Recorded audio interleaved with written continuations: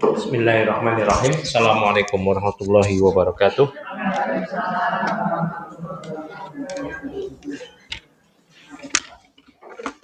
Innal hamdalillah nahmaduhu wa nasta'inuhu wa nastaghfiruh. Wa na'udzu billahi min syururi anfusina wa min sayyiati a'malina. May yahdihillahu fala mudhillalah wa may yudlil fala hadiyalah.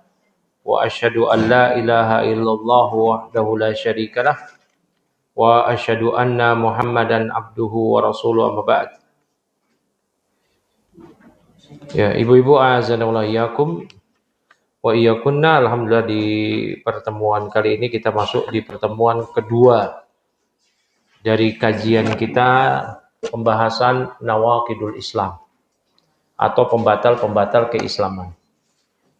Kita bahas sebelumnya atau pada pertemuan sebelumnya bahwa iman itu terdiri dari ucapan, amalan, dan keyakinan. Tidak cukup seorang hanya bersyahadat, dia mesti beramal, rukun-rukun Islam. Tidak cukup dia cukup beramal seperti rukun-rukun Islam dan bersyahadat, karena munafikun juga demikian, bersyahadat dan mereka beramal, namun juga mesti ada keyakinan. Nah, kemudian keimanan tersebut bisa gugur, hilang, batal karena 4 hal. Karena kekufuran atau pembatal keislaman apakah berupa ucapan, keyakinan, amalan, dan keraguan, kecuali dipaksa. Kalau dipaksa untuk mengucapkan atau mengamalkan, maka tidak batal keimanannya. Nah, kemarin atau pada pertemuan sebelumnya kita sudah masuk di poin pembatal Islam yang pertama. Ya, di pembatal Islam yang pertama yaitu syirik kepada Allah Subhanahu wa taala. Maka sekarang kita masuk di poin yang kedua, yaitu as-sani wa man ja'ala bainahu wa bainallahi wasa'ita yad'uuhum wa yas'aluhum wa yatawakkalu 'alaihim kafara ijma'an. Yang kedua, barang siapa yang menjadikan perantara antara dia dengan Allah, barang siapa yang menjadikan perantara antara dia dengan Allah, yang ia berdoa, bertawakal kepada perantara tersebut, minta syafaat, maka dia kafir berdasarkan ijma. Mana spidolnya? Ada spidolnya? Tak ada ya? Spidolnya? Mungkin tadi ada yang ketinggalan, saya akan tulis sedikit. Saya akan tulis sedikit, ya, secara global pembatal keislaman yang kedua ini. Ini aslinya adalah ucapan Syekhul Islam Ibnu Taimiyah rahimahullahu taala. Ya. Yaitu barang siapa. Ini tulisan saya kebacakan ya? Tulisan dokter lebih jelek pada tulisan saya. Jadi masih cakupan tulisan saya. Barang siapa yang menjadikan perantara, ini ya. Perhatikan perantaranya ini banyak macam-macamnya. Apakah kuburan orang soleh, atau malaikat, atau jin, atau arwah leluhur yang ia sangka dapat mendekatkan diri dia kepada Allah. Barang siapa yang menjadikan perantara antara dirinya dengan Allah, ini maksudnya dalam ibadah, ya, dalam ibadah. Apakah di sini bentuknya doa dan seterusnya, sehingga dia berdoa atau bertawakal kepada perantara tersebut,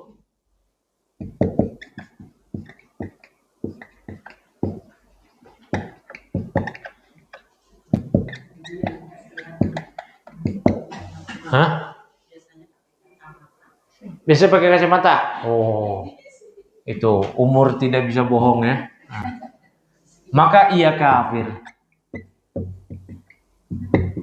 Ia kafir berdasarkan kesepakatan para ulama. Ijma atau kesepakatan.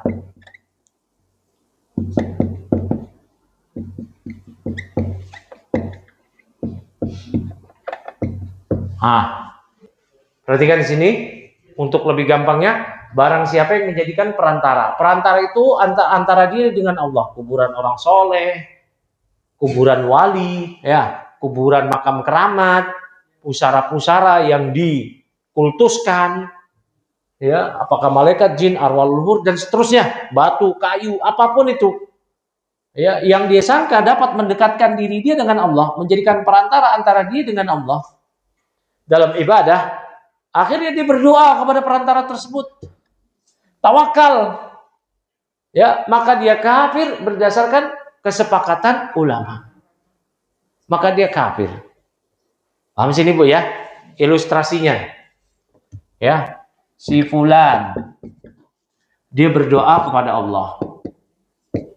Dia berdoa kepada Allah. Ini kan ya, harusnya langsung ya. Allah Ta'ala berfirman, wa qala rabbukum ud'uni astajib lakum.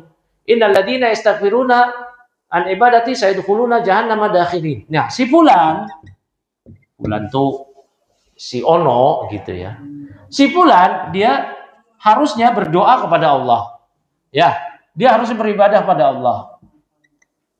Ya, Allah, harusnya demikian.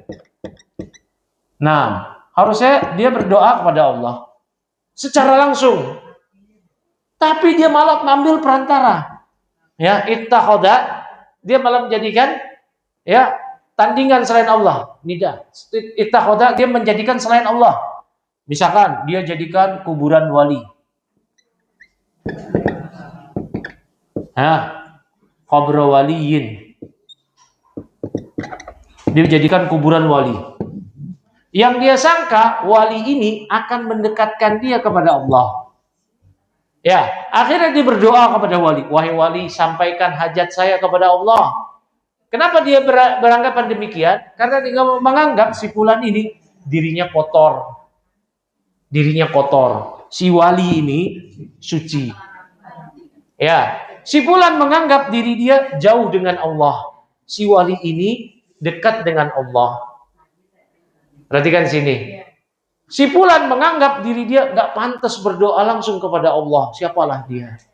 Si wali ini orang soleh. Maka dia berikan ibadahnya kepada si wali. Wahai wali, bukan dia meminta kepada si wali, bukan.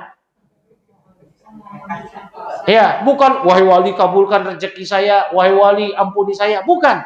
Tetapi dia minta, wahai wali sambungkan hajat saya kepada Allah. Nah, inilah kekufuran. Allah Ta'ala berfirman di surah Az-Zumar ayat ketiga, walladzina ittakhadhu min dunihi awliya'a ma na'buduhum illa liyuqarribuna ilallahi zulfa. Allah Ta'ala berfirman di surah Az-Zumar ayat 3, ya, walladzina ittakhadhu min dunihi awliya'a, dan yang mereka jadikan, dan orang-orang yang menjadikan wali-wali sebagai tandingan bagi Allah. Apa kata mereka ketika mereka memberikan ibadah kepada wali-wali tersebut? Mana abuduhum? Kami nggak beribadah kok kepada wali-wali tadi. Kami nggak beribadah kepada dia. Illa liuqarribuna ilallahi zulfa. Melainkan supaya wali-wali itu mendekatkan diri kami kepada Allah sedekat-dekatnya. Alasannya demikian, ya. Alasannya hanya supaya wali-wali itu mendekatkan kami kepada Allah sedekat-dekatnya. Nah itu, perhatikan di sini ya, supaya wali-wali tersebut mendekatkan diri kepada Allah, mendekatkan diri kami kepada Allah sedekat-dekatnya. Karena kami ini apalah, kami kotor, dia suci, kami jauh pada Allah, dia dekat, kami salah, dia soleh. Ya, baik, Allah bantah, innallaha yahkumu bainahum fima hum fihi yakhtalifun. Innallaha la yahdi man huwa kadzibun kafar. Maka Allah berfirman, innallaha yahkumu bainahum, Allah akan menghukumi di antara mereka fima hum fihi yakhtalifun, terkait apa yang mereka perselisihkan tadi. Innallaha la yahdi man huwa kadzibun kafar. Allah Vonis Allah tidak beri hidayah kepada dia itu. Yang kadzib, dusta, bohong, nggak ada mendekatkan diri kepada Allah melalui wali-wali. Allah vonis lagi, kafar, mereka kafir dengan perbuatannya. Dan inilah inti kesyirikan musyrikin Quraisy. Siapa yang ibu kenal dari kalangan musyrikin Quraisy? Yang paling kafirnya kita kenal Abu Jahal, Abu Lahab, Umayyah bin Khalaf, Ubay bin Khalaf. Ya. Kemudian siapa lagi? Al-Walid bin Al-Mughirah. Dan segenap tokoh-tokoh kafir musyrikin Quraisy yang lainnya. Utbah bin Rabi'ah dan yang lainnya. Apakah mereka pernah meminta kepada berhala? Hubal, Lut, Lata, Uzza, Manat. Wahai Lata, wahai Manat, wahai Hubal. Ampuni dosa saya. Wahai Manat, wahai Hubal. Kabulkan permintaan saya. Berikanlah saya rezeki. Beri saya ampunan. Beri saya keturunan. Beri saya harta. Beri saya ini, beri saya itu. Gak ada mereka berdoa kepada berhala-berhala tersebut. Melainkan mereka berdoa kepada berhala supaya berhala tadi menyampaikan apa yang mereka minta kepada Allah. Ya, paham sini ya? Di Arab namanya ada nama berhala namanya Lata. Ini bisa saya hapus? Yang ini belum dulu ya, ini biarin. Ini karena prolognya. Ini prolognya yang ini nih. Nah, ini ada berhala namanya Lata. Lata ini kata Ibnu Abbas, ini ada di Taif. Diambil dari kata Lata yalutu. Fil madi, Lata yalutu artinya mengadon. Isim fa'ilnya lat, mengadon. Mengadon apa? Adonan tepung gandum. Lata ini, pembuat tepung gandum. Nama orangnya nggak tahu siapa. Pokoknya dia orang soleh. Ini Lata ini asalnya adalah orang soleh. Dia suka buat roti. Roti dari gandum, kemudian dia donasikan gratis. Ya, free. Nah. Cuma-cuma. Nah. Tahu cuma-cuma? Nah. Yang suka biasa nemenin cucunya nonton Upin Ipin. Ya. Percuma. Nah, itu. Nah. Ya. Nah, dia donasikan gratis kepada siapa? Kepada jamaah haji. Ya. Memang jamaah haji udah ada Ustadz zaman dulu. No, tinggalan. Orang Arab itu sejak dulu ngikutin syariat Nabi Ibrahim haji. Cuma mereka tawafnya laki perempuan bid'ah. Tawafnya tanpa sehelai benang pun. Oh, berarti Abu Jahal, oh iya begitu. Wanita Quraisy telanjang. Mereka syariatkan demikian. Kita polos menghadap Allah. Tawaf, ngikutin Nabi Ibrahim. Bohong, Nabi Ibrahim nggak begitu tawafnya. Ya, barakallahu fiik. Nah, si Lata ini nggak tahu namanya siapa, tapi Lata ini suka orang yang buat adonan tepung roti. Dia donasikan gratis. Ketika dia mati, biasa. Ini orang suci, orang-orang berduka. Orang-orang berduka dengan duka yang mendalam. Sedih berkepanjangan. Orang soleh, baik hati dan tidak sombong. Nah gitu ya. Kan sepaket, baik hati, sepaketnya apa?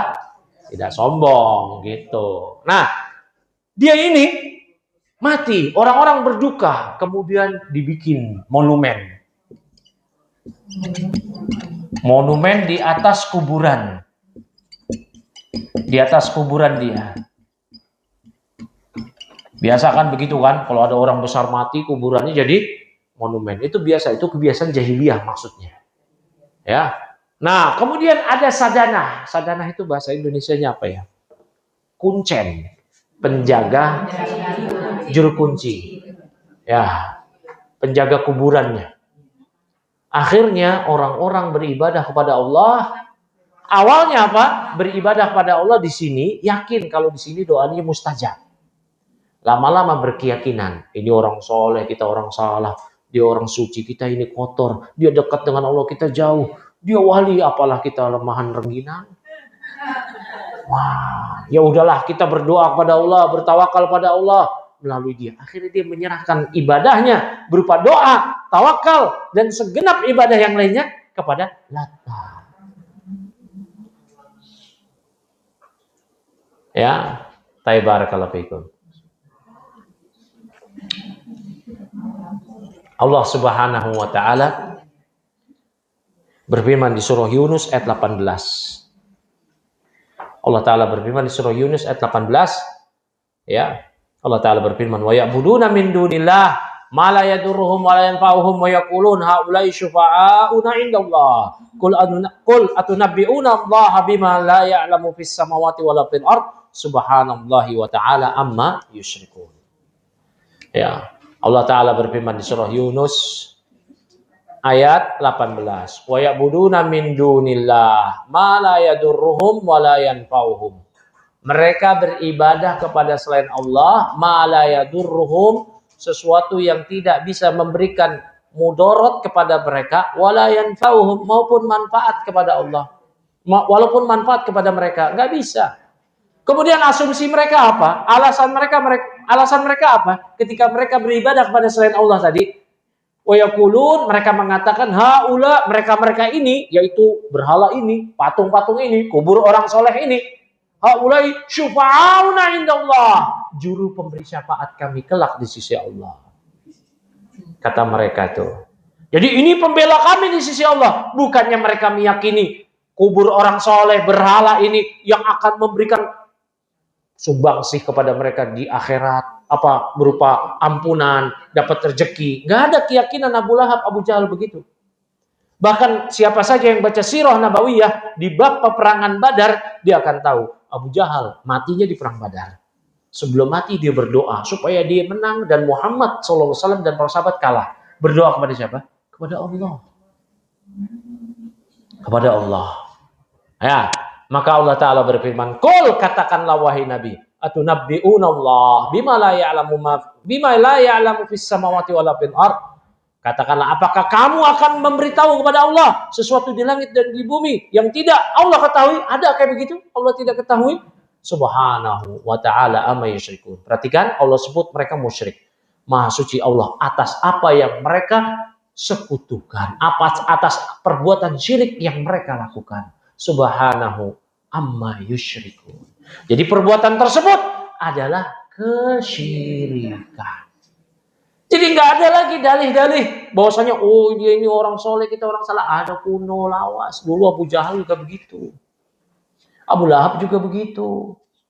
Oh dia orang soleh, kita nggak beribadah pada dia kok, cuman supaya dia memberi syafaat kita nanti dari kiamat. Itu di Al-Quran juga kayak begitu. Ya, nah saya akan terangkan sedikit pernyataan dari Syekh Shalih Fauzan. Udah dapat gambaran nih Bu? Nah tuh, handphone itu.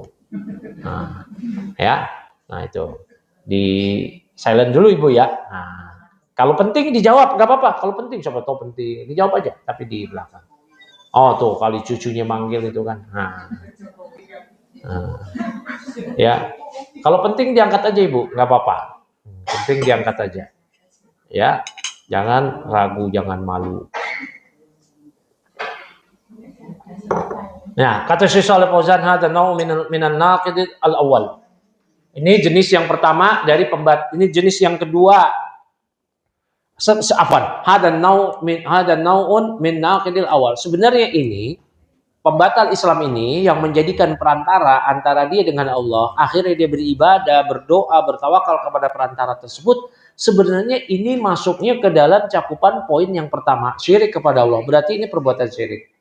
Wa huwa alladhi yaj'alu bainahu wa bainallahi wasa'ita, yaitu menjadikan antara diri dia dengan Allah perantara, yang akhirnya dia beribadah kepada Allah kepada perantara tersebut. Lakin Syekh afradahu wa ja'alahu naw'an mustaqillan likasrati wuqu'ihi. Namun Syekh di sini menjadikan dia pembatal tersendiri. Kenapa? Karena banyak sekali terjadi demikian.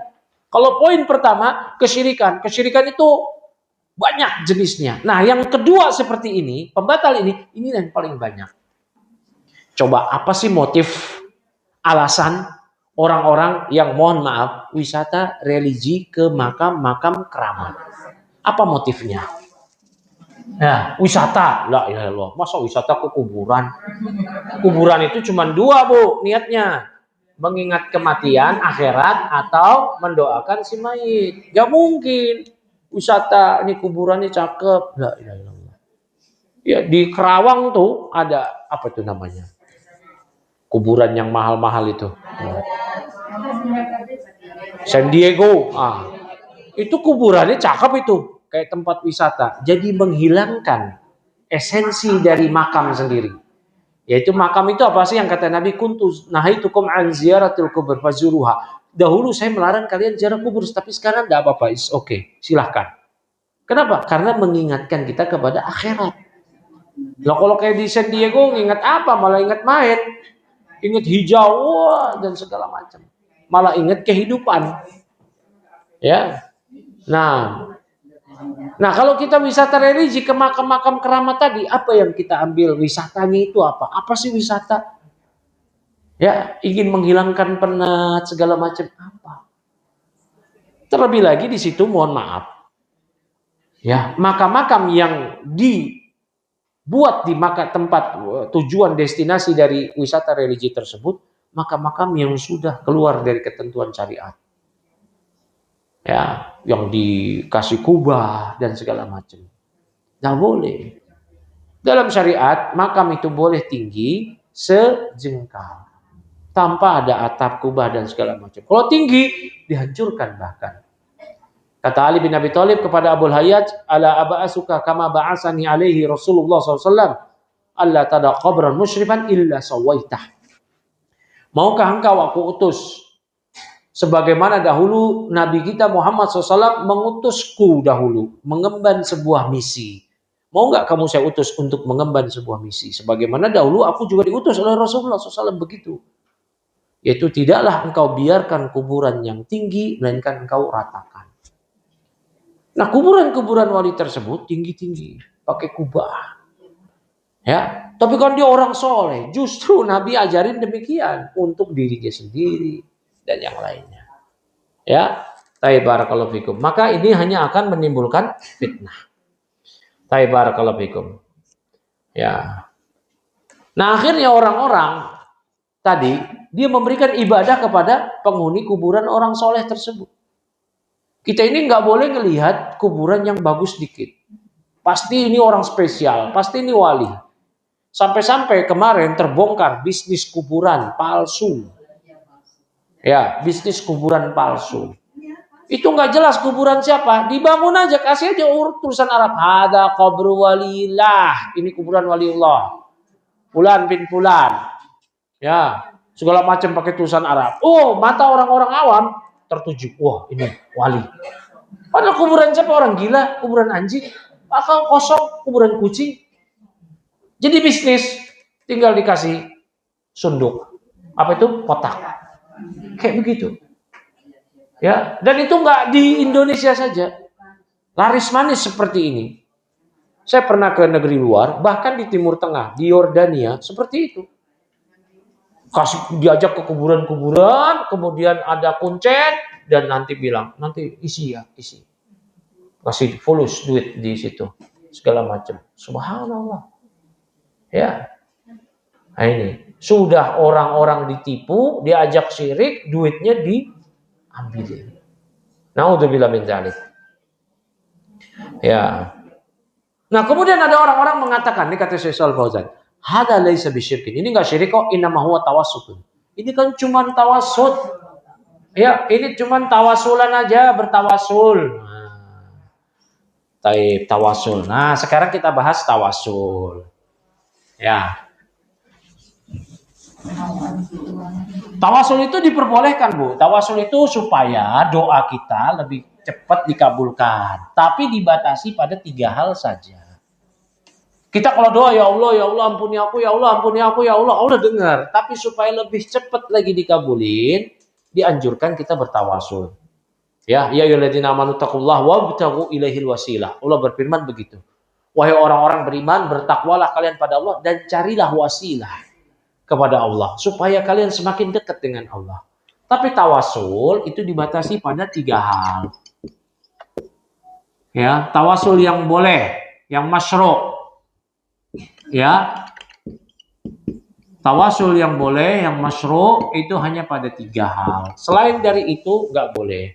Berarti kalau nggak boleh, selain 3 hal ini, apakah bid'ah atau syirik asghar atau syirik akbar. Udah gitu aja. Ya, pertama tawasul kepada doa orang soleh, ya, yang dia masih hidup, dan dia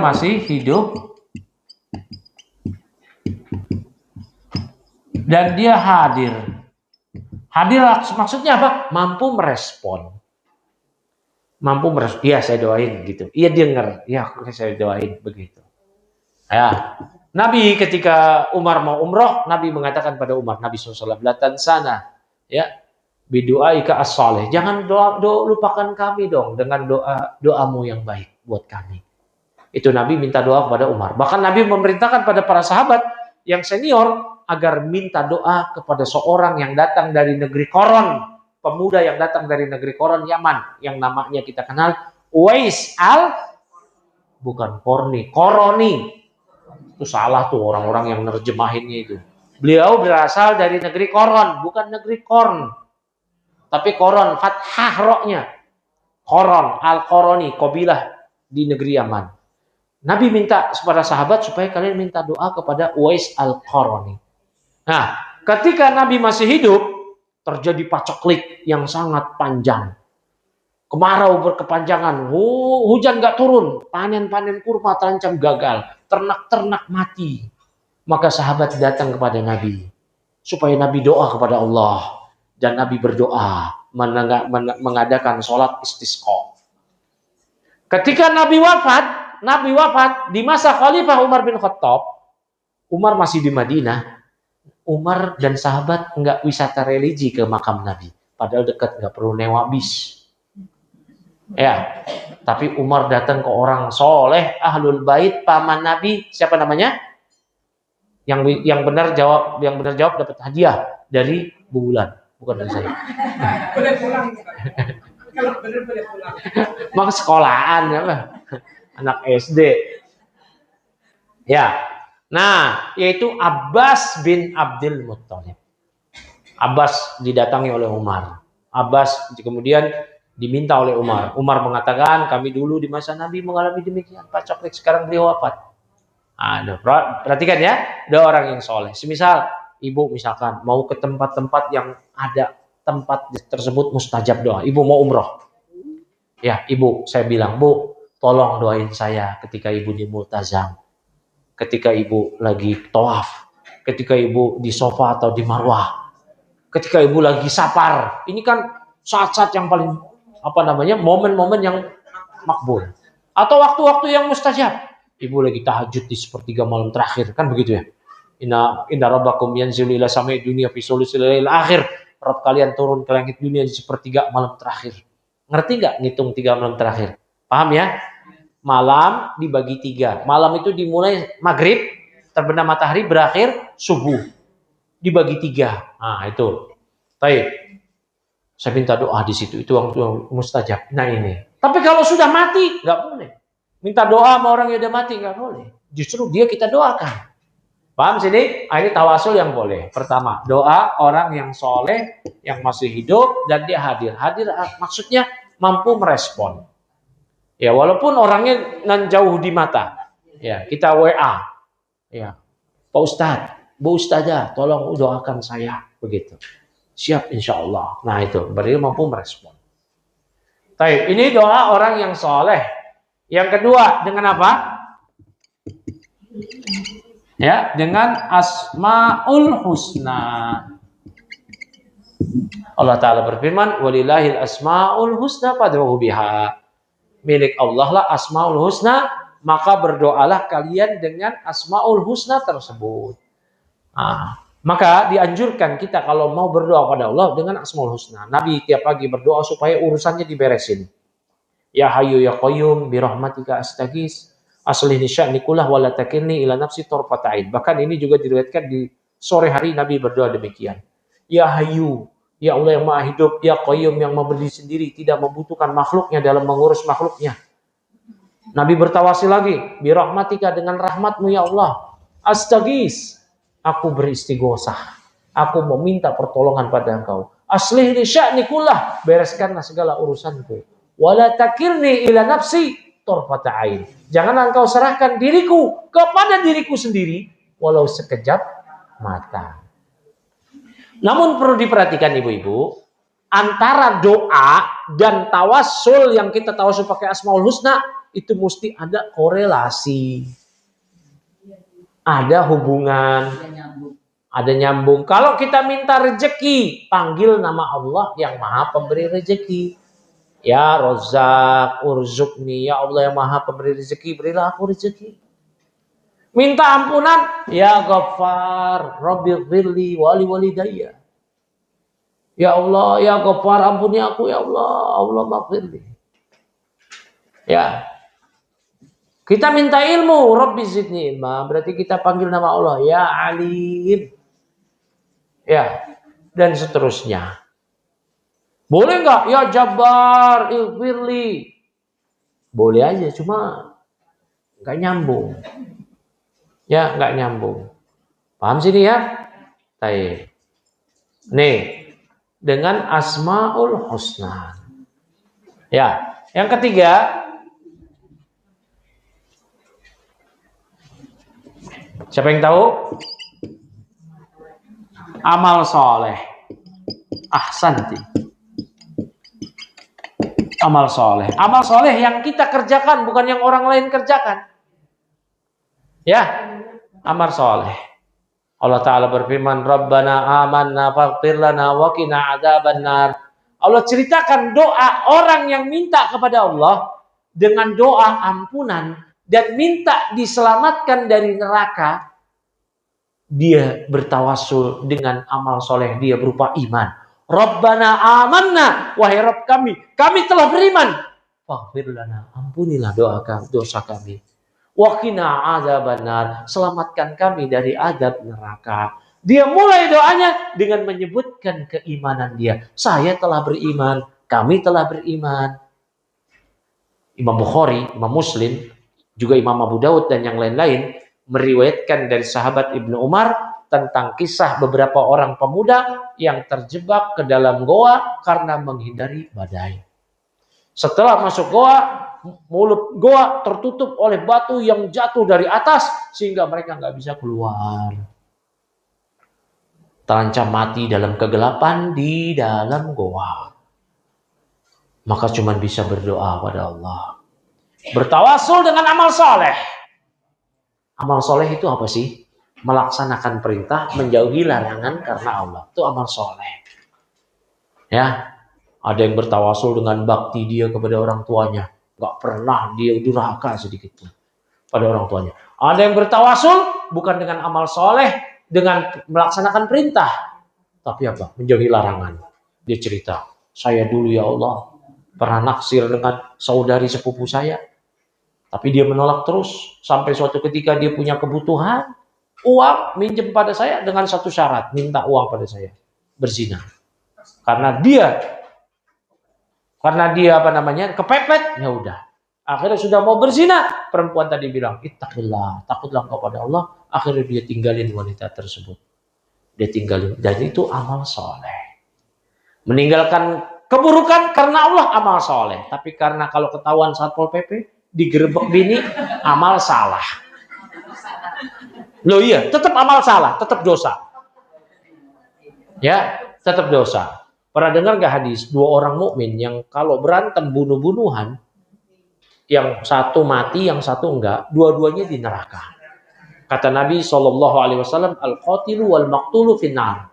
Orang yang membunuh dan yang dibunuh, keduanya di neraka. Kata sahabat, kalau yang membunuh ya di neraka, kita paham. Kok yang terbunuh juga masuk neraka? Kata Nabi apa? Kana harisun ala qatli akhihi. Karena sebelumnya dia antusias mau bunuh saudaranya. Dia kebunuh duluan. Udah mau zina, udah dodorin celana, gedor Satpol PP, digedor bininya, digerebek, nggak jadi zina, udah bentar lagi eksekusi, nggak jadi. Nah, dosa itu, Ya, dia meninggalkannya bukan karena Allah. Nah, ini 3 tawasul yang dibolehkan. Berarti selain dari ini nggak boleh. Apakah bid'ah, syirik asghar, syirik akbar? Ya, apakah bid'ah, syirik asghar, syirik akbar? Ya, barakallahu fikum.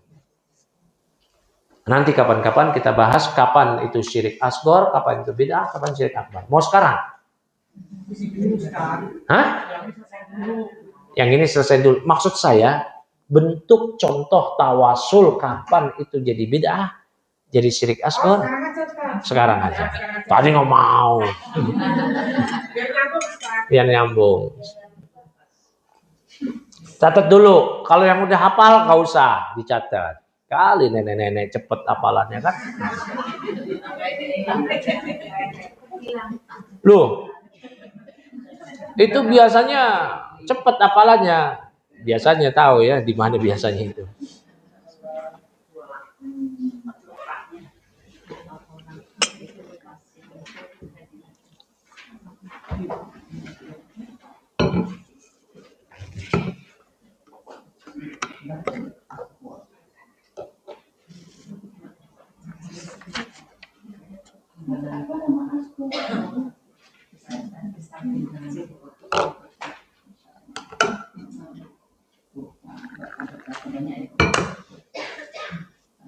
Sudah? Nah,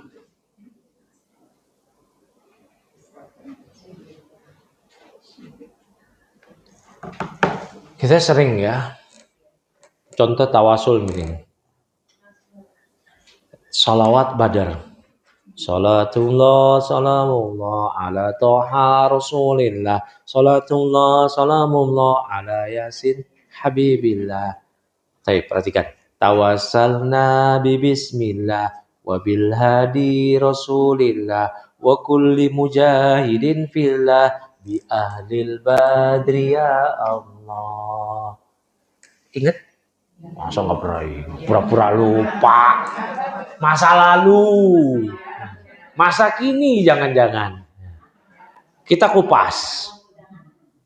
Kita kupas. Ini bukan contoh syirik akbar ya. Jangan gampang-gampang menulis, oh itu berarti yang selawat pakai itu syirik. Enggak. Bukan contoh syirik akbar, bukan. Tapi menyalahi yang 3 ini. Ya. Salatullah, salamullah, salawat Allah. Salat keselamatan Allah. Ala Toha, semoga tercurah kepada Toha. Toha itu siapa katanya? Rasulillah. Salatullah, salamullah ala Yasin. Ini berselawat nih pada Yasin. Yasin itu siapa? Habibillah. Nah ini kita kasih catatan. Huruf-huruf muqatta'ah yang di awal ayat alif lam mim, alif lam ra, kaf ha ya ain sin, shad, nun, qaf, yasin, toha dan seterusnya. Itu bukan nama Rasulullah Shallallahu Alaihi Wasallam. Ya, itu bukan nama Rasulullah. Itu huruf-huruf Al-Quran yang Allah tantang orang-orang kafir Quraisy. Ini huruf kalian, tahu nggak kalian maknanya apa? Begitu. Ya, dan disebutkan dalam berbagai riwayat nama-nama Nabi itu ada Mustafa, ya, nama kunyah beliau Abdul Qasim, Ahmad, Muhammad, dan tidak ada Yasin atau Toha. Ala Yasin Habibillah. Dan juga Rasulullah SAW itu bukan Habibullah, tapi Khalilullah. Kalau Habib, kekasih. Tapi kalau Khalil, kekasih yang tidak punya tandingan yang kedua ketiga. Cuman itu satu-satunya. Ya, kata Nabi SAW, Inna Allah takhada Ibrahim khalilan. Inna Allah takhadani khalilan, kama takhada Ibrahim khalilan. Allah menjadikan aku sebagai khalil. Kalau Allah punya khalil lebih dari satu nggak apa-apa. Karena Allah sekehendak Allah. Allah menjadikan aku sebagai khalil sebagaimana dia telah menjadikan Ibrahim sebagai khalil. Lau kuntu, seandainya aku menjadikan salah seorang di antara kalian sebagai khalil, tapi nggak ada di antara manusia sebagai khalilnya Nabi. Khalilnya Nabi cuma satu, Allah. Latakhatu Abu Bakrin khalilan. Tentu aku akan menjadikan Abu Bakar sebagai khalil. Berarti Nabi adalah khalilullah. Bukan habibillah, tapi ya udahlah enggak apa-apa. Baik, masuk sekarang. Tawassalna bismillah. Kami bertawasul dengan nama Allah. Boleh. Boleh dengan Asmaul Husna. Boleh dengan Allah, dengan nama-nama Allah, dengan sifat-sifat Allah, itu boleh. Berikutnya, wabil hadi Rasulillah, bertawasul dengan petunjuk Rasulullah. Nah, itu juga jangan. Nggak boleh. Apalagi wa kulli mujahidin fillah, bertawasul kepada mujahid yang berjihad di jalan Allah. Bi ahlil badriya au, dengan ahlu badar, yaitu sahabat yang ikut perang badar. Jangan. Nggak boleh. Menyalahi 3 hal ini. Itu bukan syirik akbar, bukan pula syirik asghar. Ya bid'ah. Ya, bid'ah. Baik. Tawasul yang syirik asghar. Siap? Tawasul yang syirik asghar. Ibu datang ke kubur orang soleh, ya, meminta kepada Allah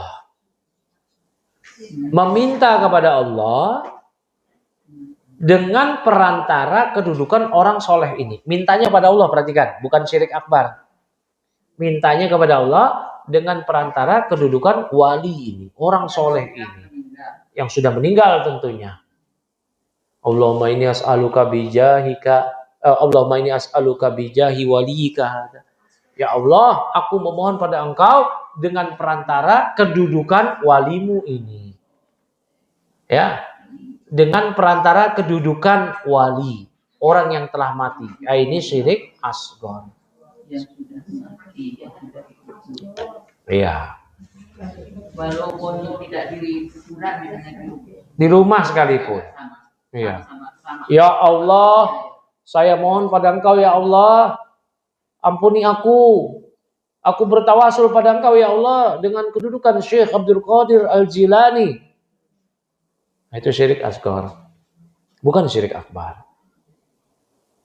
Paham? Nah, kemudian syirik akbar. Syirik akbar ini dia kesyirikan musyrikin Quraisy yang tadi di awal kita bahas.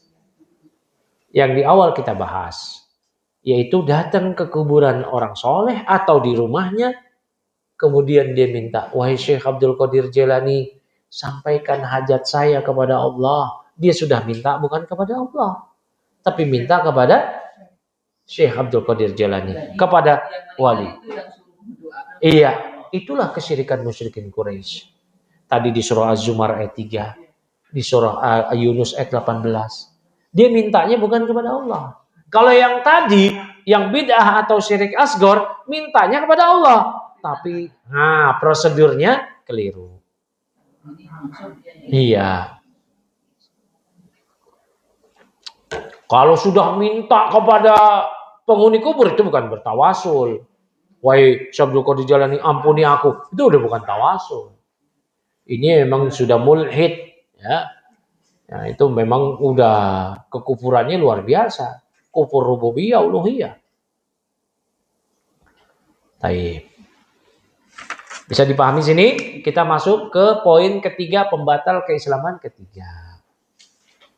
Paham sini? Ada yang mau ditanya nggak di pembatal kedua ini? Ya, di pembatal keislaman kedua ini ada sudah bisa dipahami? Nah.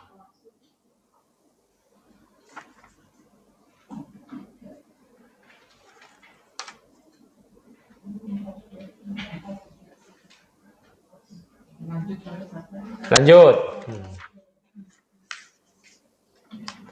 Ya, jadi saya ulangi, tawasul yang diperbolehkan itu ada 3. Tawasul kepada Allah dengan doa orang soleh yang masih hidup. Ya, doa orang soleh yang masih hidup. Nah, itu boleh. Ya, sebagaimana tawasulnya Umar kepada Abbas, tawasulnya Nabi SAW kepada Umar bin Khattab supaya mendoakan beliau. Ya, tawasulnya Muawiyah dengan doa Yazid al-Jursi. Ya, barakallahu fikum. Dari kitab-kitab fikih ada pembahasan Kitabul Istisqa, yaitu pembahasan tentang fikih sholat minta hujan. Ya, disebutkan yustahabbu at-tawassulu bisolihin, diperkenankan bertawasul kepada orang soleh supaya orang soleh itu yang mimpin doa. Sebagaimana Umar bin Khattab meminta Abbas supaya dia mimpin doa. Ya, mimpin doa. Barakallahu fikum. Nah, yang kedua, tawasul dengan Asmaul Husna.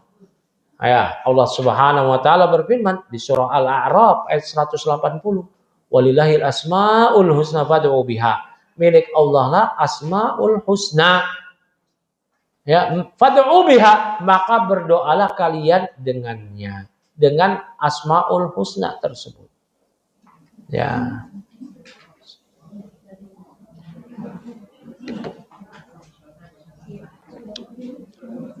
Ya. Nabi Yunus alaihissalam pernah ditelan ikan paus. Kisahnya maruf ya. Ibu-ibu udah hafal, bahkan ngajarin anak cucunya kisah ini. Nabi Yunus alaihissalam berdoa kepada Allah dengan bertawasul. Ya, fanada fi dzulumati alla ilaha illa anta subhanaka inni kuntu minadz zalimin fastajaba lahu. Fastajabna lahu. Fanada Nabi Yunus alaihissalam tetap menyeru berdoa kepada Allah. Fi dzulumat, dalam kegelapan perut paus. Jadi dia hanya ditelan, tidak dimakan. Kalau dimakan digigit ya udah mati. Tapi hanya ditelan. Dan salah satu mukjizat Allah, dia tidak mati ditelan di perut situ. Dia tetap berdoa. Fi dzulumat, dalam kegelapan.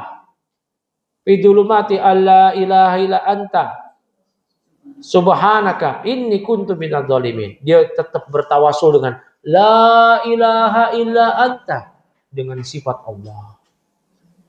Sifat uluhiyah Allah. La ilaha illa anta, tidak ada yang berhak diibadahi dengan benar kecuali Engkau ya Allah. Subhanaka inni kuntu minadz zalimin. Maha suci Engkau, aku termasuk orang yang zalim. Fastajabna lah, kami kabulkan doanya. Dia bertawasul dengan la ilaha illa anta, dan dia pun mengakui dosanya, kesalahannya. Subhanaka inni kuntu minadz zalimin. Yang ketiga, bertawasul dengan amal saleh sebagaimana kisah tadi. Ya, barakallahu fikum. Nah, kemudian kita masuk ke pembatal keislaman yang ketiga. Ya.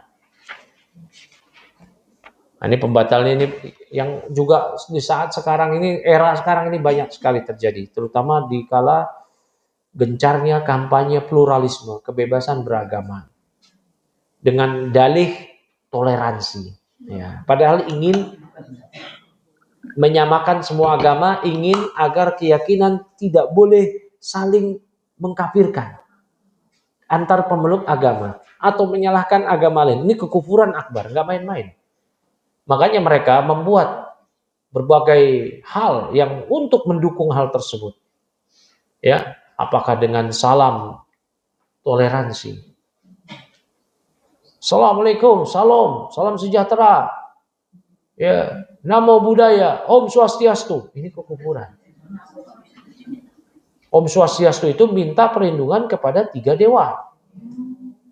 Namo buddhaya, terpujilah Buddha, Siddhartha Gautama, berhala orang-orang Buddha.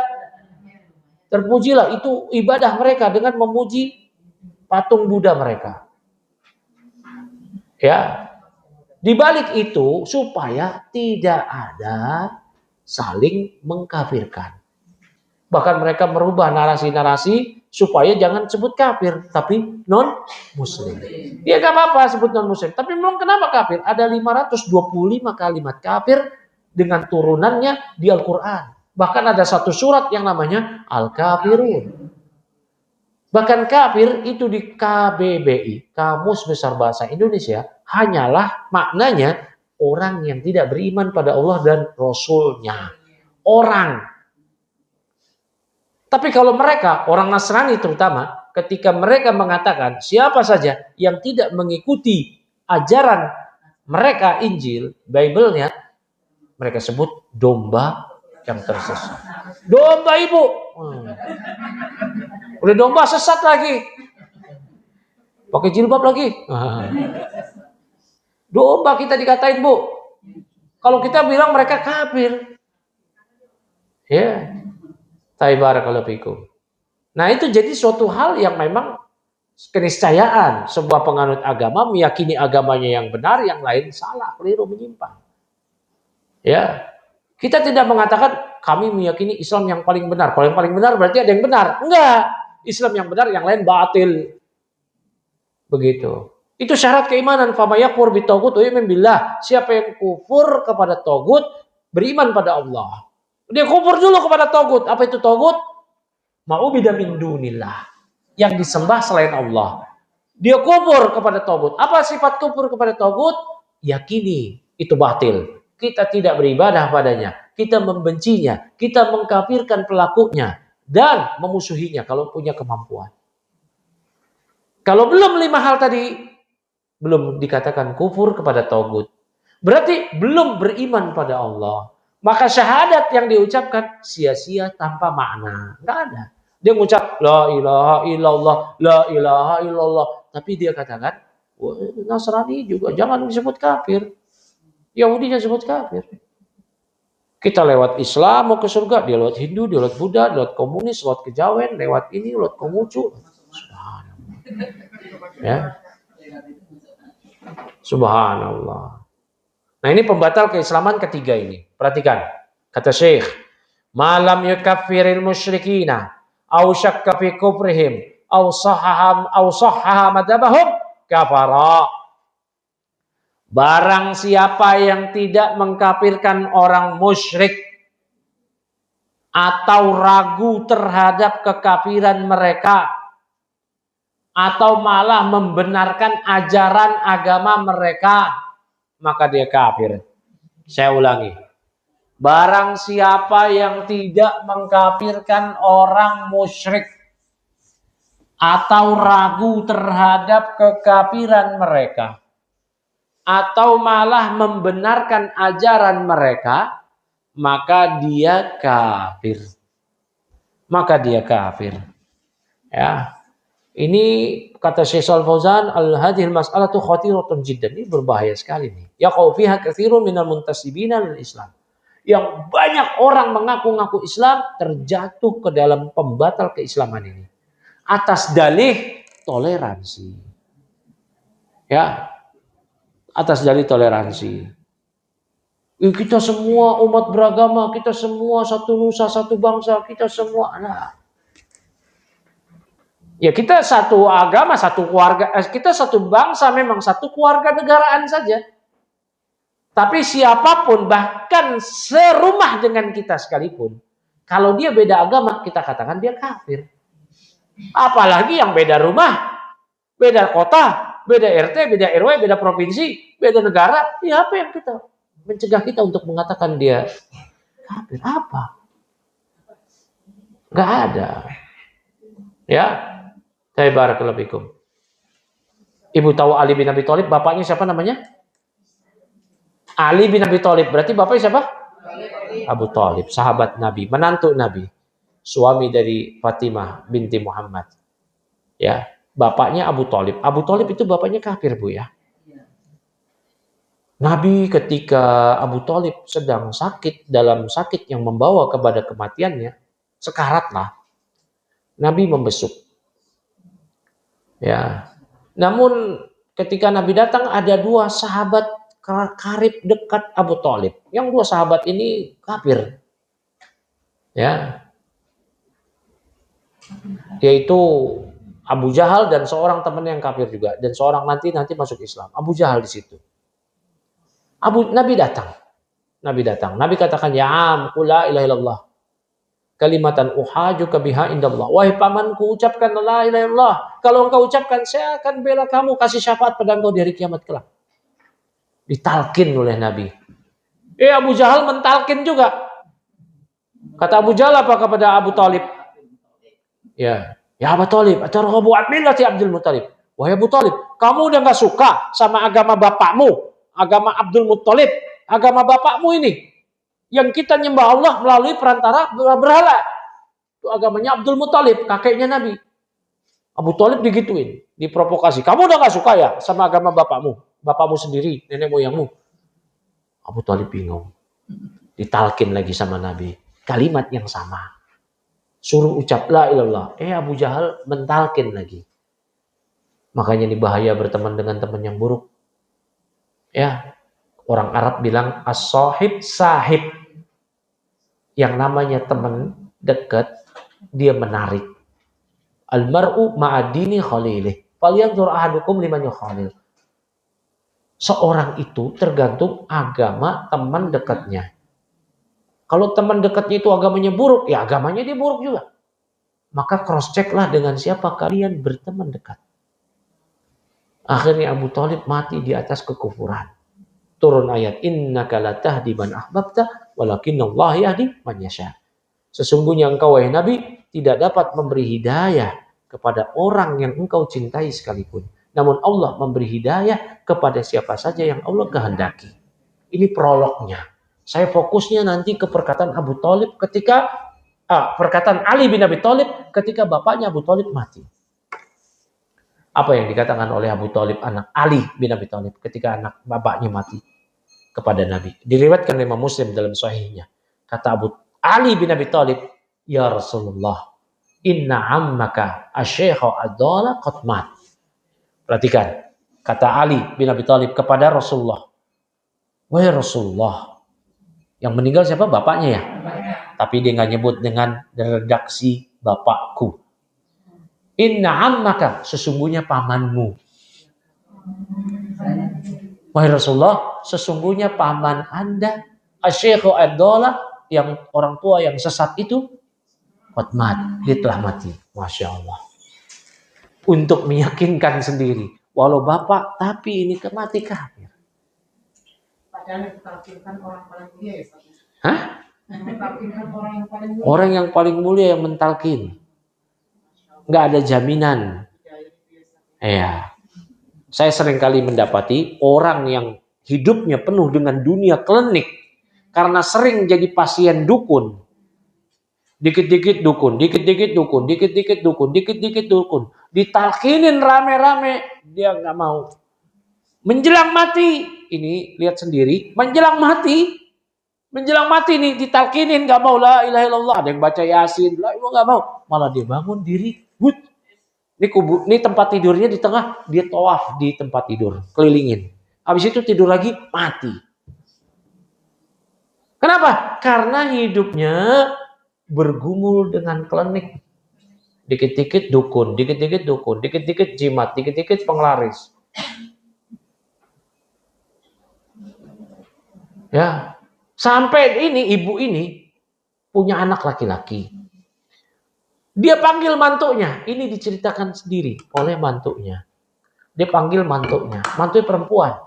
Ini mohon maaf dari suku yang ada di dekat Pantura sono lah, Jawa Barat. Tahu sendiri ya, masih Jawa Barat, bukan Jawa Tengah. Jadi bukan Republik Ngapak Utara, tapi masih di sini. Ya, masih di sini Pantura, tapi Jawa Barat, perbatasan lah. Ya, tebak sendirilah. Daerah situ terkenal dengan kliniknya kan. Ada kesultanan di situ. Ini dikit-dikit.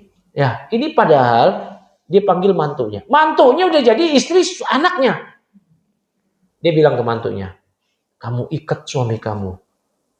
Ayo dianterin mantunya. Kemana? Ke dukun. Supaya suaminya dipelet. Lah udah jadi suami, dipelet. Nah, itu kesyirik, itu sihir itu ya. Kesyirikan. Nah, itu kayak begitu. Nah itu ya. Jadi orang yang biasa hidup dalam klinik itu akan dicegah oleh jin. Ya memang itu Allah yang memberi hidayah ya, tapi hati-hati. Hidupnya ya terbiasa dengan apa, dia akan mati dengan kebiasaan itu. Kalau hidupnya terbiasa dengan ketaatan, dia insya Allah akan mati di atas ketaatan. Walaupun tidak mesti. Perhatikan Bu ya. Kita jangan boleh ada yang percaya diri, mati dalam keadaan pasti taat. Naudzubillah. Maunya begitu, harapannya begitu. Makanya jujur dalam niat kita kepada Allah. Kata Nabi SAW, Inna ahadakum yujma'u khalquhu fi batni ummihi arba'ina yawman nutfatan, summa yakunu alaqatan misal dzalik, summa yakunu mudghatan misal dzalik, summa yursalu alaihi malakun bikatbihi wa ajalihi wa syaqiyyun aw sa'id. Kan begitu, wa rizqihi. Kata Nabi SAW apa? Sesungguhnya salah seorang di antara kalian dikumpulkan penciptaannya di perut ibunya selama 40 hari masih dalam bentuk nutfah, sperma bapaknya. Ya, sperma bapaknya. Kemudian 40 hari kemudian menjadi segumpal alaqah, segumpal darah. Kemudian 40 hari kemudian menjadi segumpal daging. 4 bulan, 40 kali 3, begitu ya. 40 kali 3. Baru diutus malaikat yang mencatat rezekinya, ajalnya, dia bahagia atau sengsara. Kemudian Nabi sabdakan, "Inna ahadakum la ya'malu bi amali ahli jannah hatta yakunu wa bainahu wa bainaha illa dira'. Wa yasbiqu ahlul kitab wa ya'malu bi amali ahli nar fa yadkhuluha." Nauzubillah. Ini hadis yang ngeri. Hadis Ibnu Mas'ud. Kalau di hadis Arba'in hadis keempat. Jadi ngeri juga nih. Ini takut nih kita nih. Kata Nabi apa? Sesungguhnya salah seorang di antara kalian, dia beramal dengan amalan penduduk surga, terus dengan penduduk surga amalan, hingga jarak antara dia dengan surga cuma sejengkal aja. Kalau dia mati, finish, kelar, insya Allah masuk surga. Wayasbiku alaihi alkitab, tapi dia didahului oleh catatan Allah, takdir. Takdir Allah menginginkan dia bukan di surga, naudzubillah, di neraka. Akhirnya fayamalu bi amali ahli nar. Dia beramal menjelang matinya, beramal penduduk neraka. Fayadkhuluha, maka dia pun masuk neraka. Makanya Nabi sabdakan, innamal a'malu binniyat. Bil khawatim. Ini lagi bukan ngomongin niat. Lagi ngomongin akhir hidup, ending hidup. Innamal a'malu bil khawatim. Amal itu tergantung akhir hidup seseorang. Apakah husnul khotimah atau su'ul khotimah? Maka kita banyak-banyak doa. Ya Allah, matikan aku dalam husnul khotimah. Allahumma inni as'aluka husnul khotimah. Wa na'udzubika min su'il khotimah.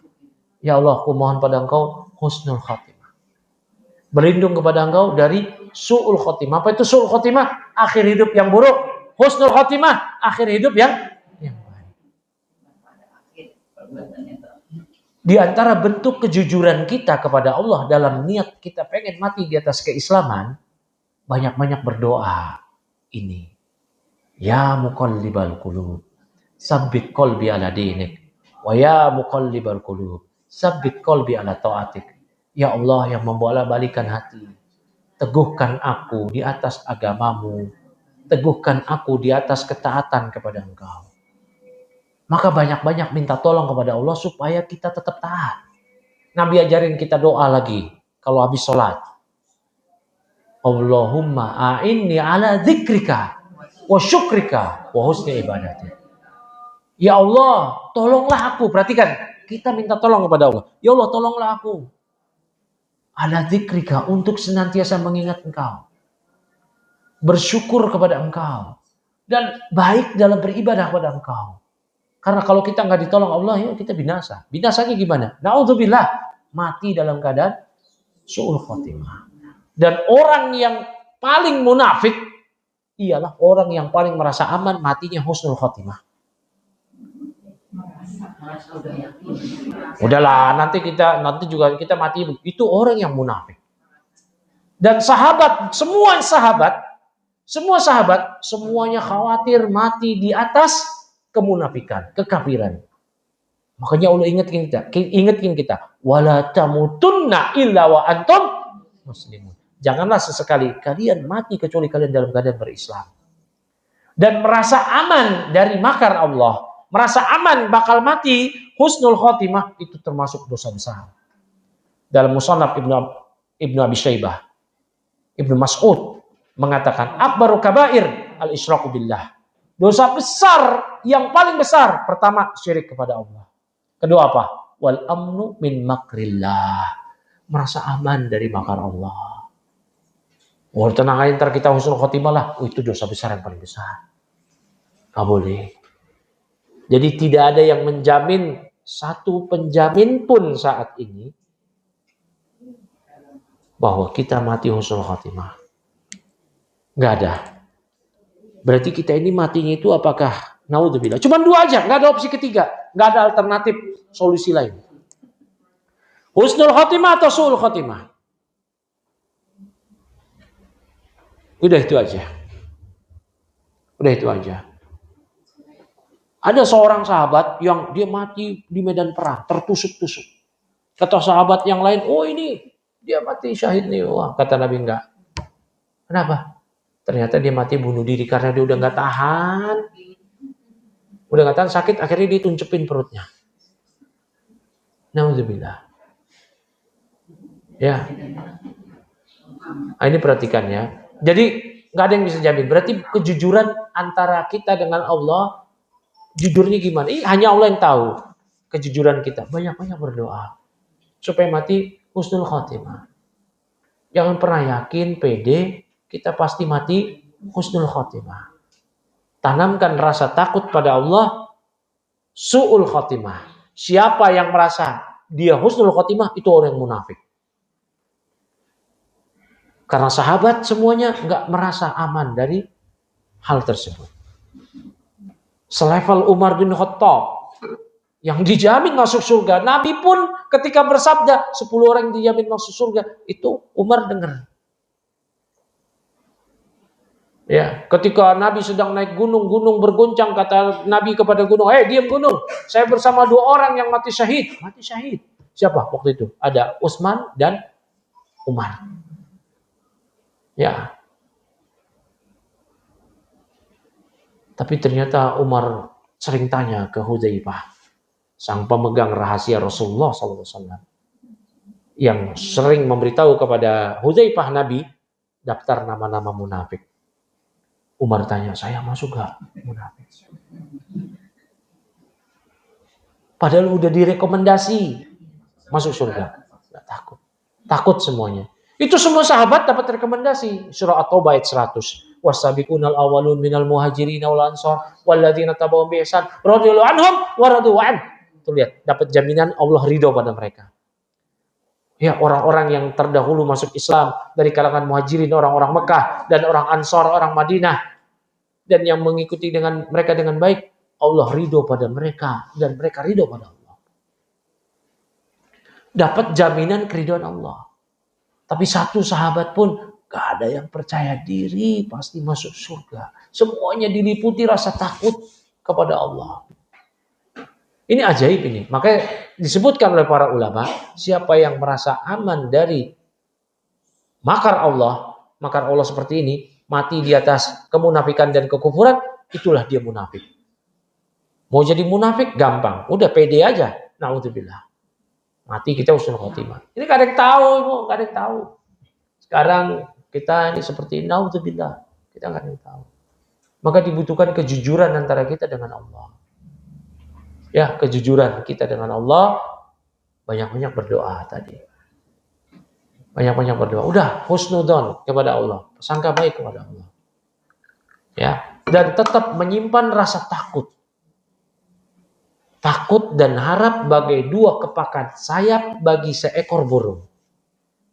Takut su'ul khotimah, harap husnul khotimah. Kalau ini lepas dua-duanya atau salah satunya saja, itu bagaikan burung hanya memiliki 1 kepakan sayap. Atau enggak punya sayap sama sekali. Ya, barakallahu fikum. Kita lanjut ke topik ini. Udah 10:30 aja nih. Ya. Barang siapa yang tidak mengkafirkan orang musyrik atau ragu terhadap kesyirikan mereka atau malah membenarkan agama mereka, maka dia kafir. Ya, maka dia kafir. Ini ajib ini, kalau ada yang malah membenarkan agama lain. Padahal dia baca Al-Quran di surah Ali Imran, Inna dina indallahil Islam, agama di sisi Allah adalah Islam. Allah juga berfirman, wa may yabtaghi ghairal islami dinan fala yuqbala minhu wa huwa fil akhirati minal khasirin. Siapa yang mencari agama selain Islam, tidak diterima agamanya dan di akhirat menjadi orang merugi. Anak-anak di TPA pun hafal ayat-ayat di surah Al-Bayyinah. Innalladzina kafaru min ahlil kitab wal musyrikin fi nari jahannam khalidina fiha. Ulaika hum syarrul bariyah. Sesungguhnya orang-orang kafir, innalladzina kafaru, sesungguhnya orang-orang kafir, siapa itu? Ahlul kitab, Yahudi, Nasrani. Wal musyrikin, orang-orang musyrik. Mereka di neraka jahanam kekal selama-lamanya. Dan mereka adalah seburuk-buruk makhluk. Nabi sabdakan, walladzi nafsu biyadihi, demi Allah yang jiwaku berada di tangannya. La yasma'u bi ahadun min hadhil ummah yahudiyyun wala nasraniyyun summa la yu'minu bi wala ji'tu bih illa kana min ashabin nar. Tidaklah seorang pun yang mendengar namaku, setelah Nabi bersumpah demi Allah yang jiwaku berada di tangannya. Tidak ada seorang pun yang mendengar namaku. Ya, tidak ada seorang pun dari kalangan umat ini atau Yahudi atau Nasrani yang mendengar namaku dan risalah yang aku bawa, yaitu risalah Islam. Kemudian dia mati tidak beriman kepadaku, melainkan dia penduduk neraka. Selesai. Ya, selesai. Maka tidak ada lagi peluang dan ruang bagi siapapun untuk memvalidasi, melegalkan beragama dengan selain Islam. Atau dia beragama Islam tapi dia meyakini semua agama benar, dia kafir. Walau dia sholat, walau dia zakat, walau dia haji tiap tahun, puasa Senin Kemis, bahkan puasa Daud, berbakti sama orang tua, bersedekah, bantu orang, baik hati dan tidak sombong. Sepaket lagi. Ya. Baik. Iya. Ya itu yang dibilang kayak itu yang apa namanya kafir Ustaz. Apakah kafir di sini itu termasuk kafir yang artinya kafir syariat atau kafir yang murtad yang keluar dari itu Ustaz? Apa Ibu? Ya tadi yang Ustaz bilang mengaku semua agama itu benar itu kita termasuk kafir kan Ustaz? Kafir. Ini itu kalau kafir yang mana? Kafir akbar, keluar dari Islam. Iya. Batalin, semua batal. Apa yang diucapkan tonggak dia di atas keislaman adalah la ilaha illallah. Muhammad Rasulullah. Ya enggak? Ucapan la ilaha illallah bukan sekedar ucapan. Dia ketahui maknanya, dia amalkan kandungannya. Dia yakini kebenarannya. Tidak ada yang berhak diibadahi dengan benar kecuali Allah.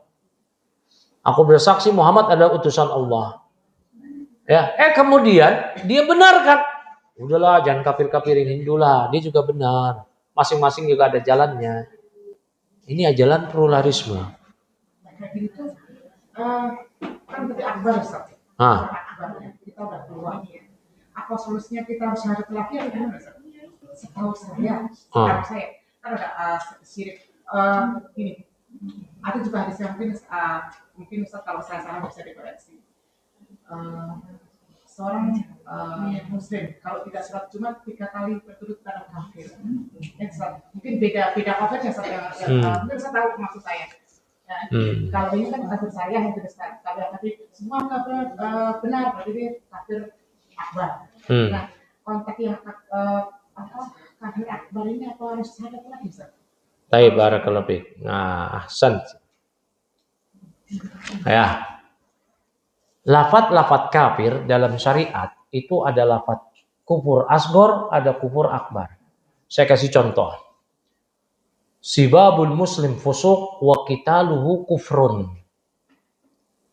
Mencela muslim adalah kefasikan. Mencela muslim adalah kefasikan. Celak muslim, cemooh dia dengan kalimat-kalimat kotor. Ya, dengan dicelak muslim itu dengan hewan-hewan najis, kebun binatang, atau dengan kotoran, atau dengan alat kelamin, itu kefasikan. Mencela muslim adalah kefasikan. Wa qitaluhu, ini poinnya. Wa qitaluhu kufrun, dan membunuhnya adalah kekafiran. Apakah membunuh mukmin itu murtad? Tidak. Membunuh mukmin tidak murtad. Membunuh mukmin dengan sengaja. Membunuh mukmin itu ada 3 hukum. Pertama, dengan sengaja maka dikisos, dihukum mati. Ya. Yang kedua, serupa dengan sengaja. Serupa dengan sengaja begini. Ditempeleng, biasanya orang kalau nempeleng mati nggak yang ditempeleng? Enggak, ini mati. Yang ditempeleng aki-aki. Ya, yang ditempeleng aki-aki. Pak, lagi pusing lagi. Mikirin si nenek di rumah marah-marah, ditempeleng aki-aki, mati. Nah, ini namanya syibul amad. Serupa dengan sengaja. Maka tidak dikisos, tapi ada dua hal. Pertama, bayar diat mughaladhah 100 ekor onta, dan kafarat. Kafaratnya apa? Bebasin budak. Kalau nggak ada budak, puasa 2 bulan berturut-turut. Yang ketiga, khoto, membunuh kalau tidak sengaja. Nggak sengaja. Dia nggak sengaja aja. Ya, dia lagi mau nimpuk mangga, tuh jatuh kena orang, mati orang. Dia betul-betul nggak ada niat. Kalau tadi kan nempeleng aki-aki ada niat. Nah, mati ini. Nah, ini berarti tidak ada kisos, tapi bayar diatnya diat mukhafafah. Berbeda dengan diat yang tadi serupa dengan sengaja. 100 ekor onta, tapi kalau yang tadi ada sekian puluh ekor onta bunting. Nah, kalau nggak ada, dinominalkan dengan mata uangnya. Ya. Kemudian bayar kafarat sama tadi. 100 ekor onta. 1 ekor onta 40 juta. Kali 100, 4M. 4M. Ya. Kalau kesalahan dia. Nah. Baik. Kemudian dia bayar kafarat. Kafaratnya tadi, bebasin budak. Kalau nggak ada budak, berarti apa? Puasa 2 bulan berturut-turut. Nah, bunuh mukmin itu bukan kafir akbar. Tapi dosa besar, yang paling dosa besar. Setelah syirik bahkan. Dahulu Ibnu Abbas pernah ditanya. Ya, ada orang yang dia naksir cewek, dia tembak tuh cewek, lamar, tapi ceweknya nolak, malah nikah sama orang lain. Orang ini mengatakan pada Ibnu Abbas, ya Ibnu Abbas, inni khotobtu imra'atan fa'abatni. Saya pernah meminang seorang wanita, tapi dia nolak saya. Cintaku bertepuk sebelah tangan. Wa khotabaha ghairi. Ada orang lain yang melamar dia. Dia malah kawin. Saya cemburu, cembokur habis. Saya bunuh dia. Wow. Bunuh dengan sengaja ya. Ngadu ke Ibnu Abbas. Waktu itu penguasanya nggak bisa menegakkan had. Gimana nih saya nih? Nah, akhirnya kata Ibnu Abbas, ditanya, ibumu masih hidup nggak? Udah meninggal. Kalau gitu mendekatkanlah diri kepada Allah, ya semampu kamu. Orang itu pergi. Kemudian Ibnu Abbas ditanya, kenapa nanya ibumu masih hidup nggak? Kata Ibnu Abbas, ya orang tuamu masih hidup nggak? Di annani la a'lamu amalan, ya karena saya nggak tahu suatu amal yang aqrabu ilallah, yang lebih mendekatkan diri pada Allah daripada berbakti kepada orang tua. Berarti membunuh bukan kekafiran murtad. Kalau itu kafiran murtad, Ibnu Abbas nyuruh syahadat. Nyuruh tobatnya karena keluar dari Islam. Paham ya? Tapi dengan lafaz kufrun. Ya, membunuh mukmin adalah kekafiran, tapi bukan kafir akbar. Perhatikan ya, tapi bukan kafir akbar. Nah, yang ibu bawakan tadi 3 apa namanya? Gak sholat Jumat ya? Ada riwayat man taroka salasa jumu'at. Siapa yang tidak sholat Jumat 3 kali min ghairi udrin, tanpa udzur, kutiba minal munafikin. Maka dia tercatat sebagai orang yang munafik. Ya, bukan kafir. Munafik. Riwayat yang lain, siapa yang tidak sholat Jumat 3 kali, laki-laki ini, bukan perempuan. Ya, maka Allah akan menutup hatinya. Taballahu ala qalbih. Allah akan menutup hati dia. Jadi cuma ada riwayat tadi. Apakah dia kutiba minal munafikin, dia tercatat sebagai kategori orang-orang munafik, atau taballahu ala qalbih, atau Allah akan menutup hati dia. Tidak ada redaksi siapa yang 3 kali sholat Jumat tidak sholat Jumat maka dia kafir. Yang ada ialah perhatikan. Ya. Ini kan dia tidak sholat Jumat, bisa jadi sholat zuhur ya.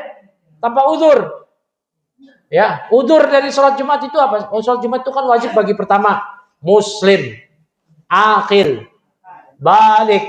Berarti bocil enggak? Ya. Zukur, laki-laki, berarti perempuan gak wajib.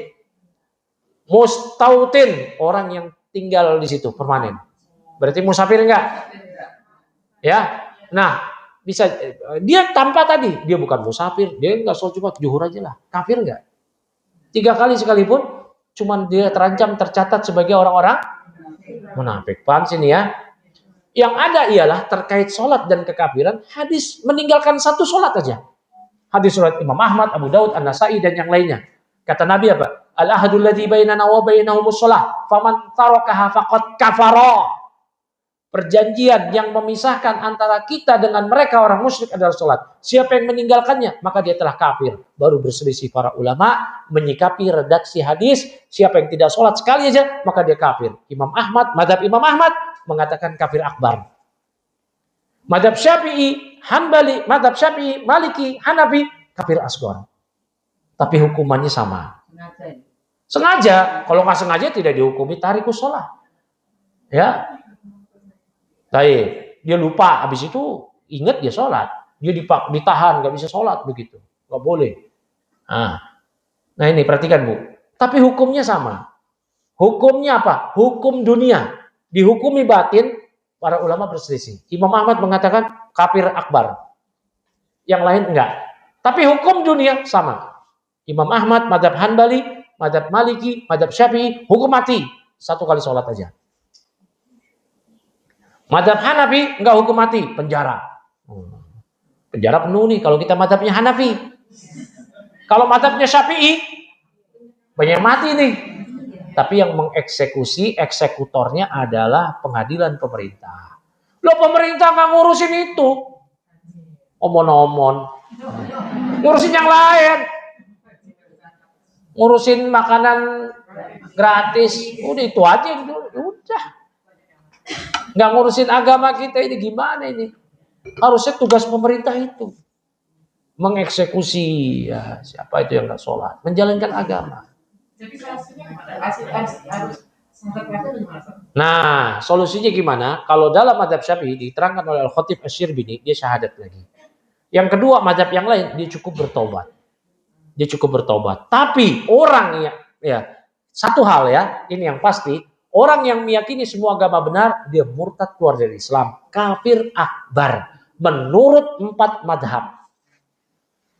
Menurut 4 madhab. Paham sini Ibu ya? Nah, menurut 4 madhab. Maka dia kafir dengan kafir akbar.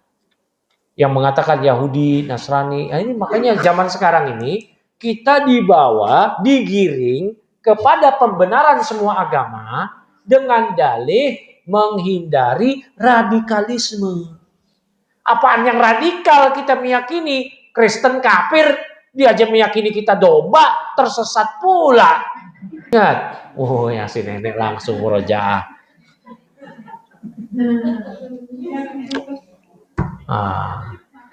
Ya, kenapa? Apa radikalnya? Radikalnya di mana? Turun temurun nenek moyang kita meyakini kafir Belanda. Memang kafir Belanda. Oh, Katolik. Ya, orang kafir. Orang Aceh bilang kafir. Oh, biasa. Seperti itu. Tiba-tiba sekarang kok narasi kafir itu momok. Menjadi sebuah hal yang menakutkan. Bibit terorisme, radikalisme. Tidak ada toleransi. Subhanallah. Umat Islam di Indonesia mau diajarin toleransi. Kita mayoritas sejak dulu hingga saat ini. Walaupun menipis. Mayoritas kita jumlahnya dibanding dulu.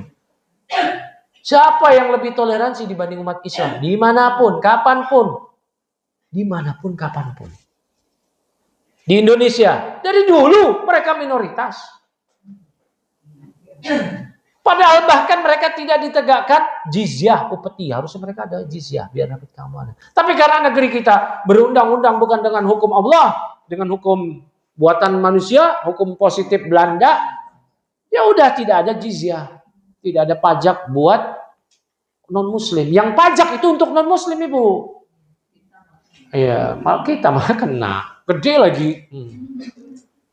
Ya, perhatikan Bu. Kita ini mau diajarin toleransi. Mereka itu dari dulu minoritas. Aman. Coba dibandingkan dengan kita Muslim minoritas. Di tempat mereka mayoritas. Kapanpun dan dimanapun. Dimanapun. Contoh yang terupdate Rohingya.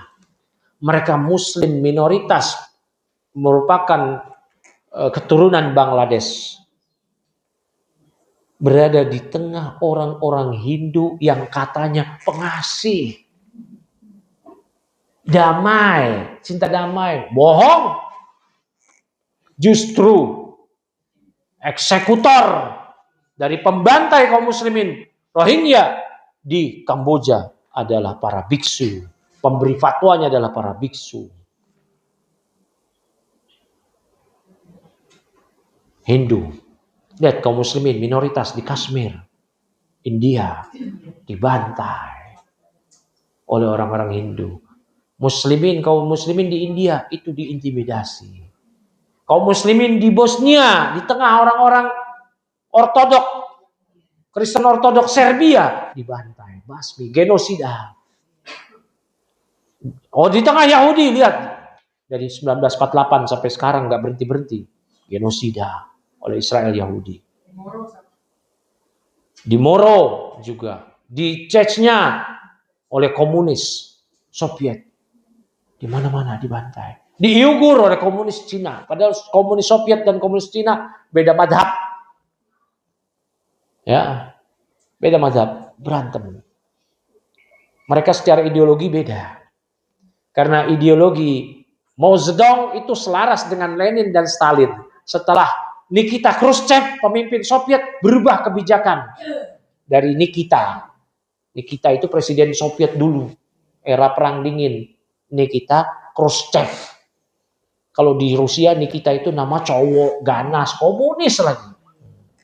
Ya, beda ideologi komunis Cina dan komunis Soviet. Tapi sama-sama ngebantai. Di Eropa, di Afrika, di belahan bumi lain kaum muslimin ketika mereka minoritas dibantai. Gak usah jadi minoritas 50-50. Gocap-gocap 50-50. Sama banyak di Ambon. Ambon Muslim, Canang 50. Ambon kafir, Obet. Nah, ini istilahnya ini. Di Ambon, kalau ada orang Nasraninya disebutnya Obet. Siapa yang orang Ambon di sini? Hah? Sekitar Maluku deh, Ternate ke Seram, Pulau Seram ada. Nah, ya, di pesantren kita, di mahat kita, di pesantren Al Hasan tempat saya itu banyak santri dari Ambon berulang kali datang. Nah, mereka sering cerita. 50-50 tahun 1999 silam. Pasca reformasi terjadi jihad di Ambon. Kenapa? Sebab pembantaian kaum muslimin oleh kaum Nasrani Obed di Ambon. Padahal kaum muslimin juga banyak. Di Poso juga demikian. Walaupun di Poso tidak sedramatis di Ambon. Di Poso awalnya konflik. Ya. Tapi kalau di Ambon betul-betul kita dibantai. Ya, kita dibantai. Saya sebut narasi kita, bukan mereka. Karena mereka adalah kita adalah mereka. Karena muslim, akhul muslim. La yadlimuh wa la yuslimuh. Muslim adalah saudara muslim yang lain. Seorang muslim tidak menzalimi muslim yang lain, wa la yuslimuh. Tidak membiarkan muslim yang lain terzalimi. Dalam bahaya, dia bantu. Al-mu'min kal-bunyan yashuddu ba'duhum ba'dha. Seorang mukmin bagi mukmin yang lain bagai satu bangunan, menguatkan satu sama lain. Bisa dipahami sini ya? Tapi ada pertanyaan yang lain? Panjang amat belok-beloknya ya dari pertanyaan tadi. Baik, ada yang lain silakan. Terkait materi ini atau materi yang lain silakan. Ya Bu. Assalamualaikum Pak Ustaz. Waalaikumsalam. Hubungan dengan perbuatan sendiri. Pernah ada yang bertanya sama saya ketika kita jawab. Ayahnya itu biangnya sirik juga Pak Ustaz. Apa? Biangnya sirik. Jadi rumahnya itu dipasangin segala macam gitu.